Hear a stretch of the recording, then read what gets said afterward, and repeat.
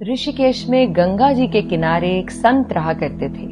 वह जन्मांध यानी जन्म से अंधे थे और उनका नित्य का एक नियम था कि वह शाम के समय ऊपर गगन चुंबी पहाड़ों में भ्रमण करने के लिए निकल जाते और हरि नाम का संकीर्तन करते जाते।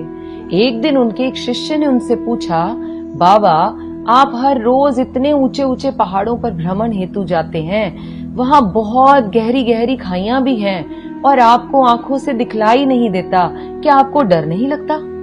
अगर कभी पांव लड़खड़ा गए तो?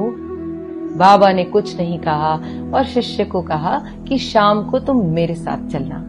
पहाड़ों के मध्य थे और बाबा ने शिष्य से कहा, जैसे ही कोई गहरी खाई आए तो बताना।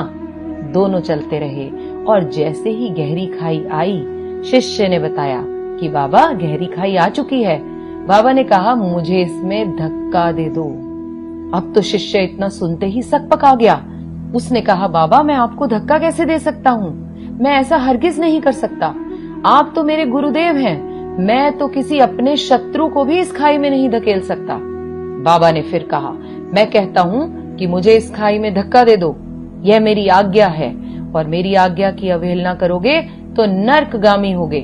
शिष्य ने कहा, बाबा मैं नर्क भोग लूंगा मगर आपको हरगिज इस खाई में धक्का नहीं दे सकता, नहीं धकेल सकता मैं आपको इस खाई में। तब बाबा ने शिष्य से कहा, रे नादान बालक, जब तुझ जैसा एक साधारण प्राणी मुझे खाई में नहीं धकेल सकता तो बता मेरा मालिक भला मुझे कैसे खाई में गिरने देगा? उसे तो सिर्फ गिरे हुओं को उबारना आता है, गिरे हुओं को उठाना आता है। वह कभी भी किसी को गिरने नहीं देता।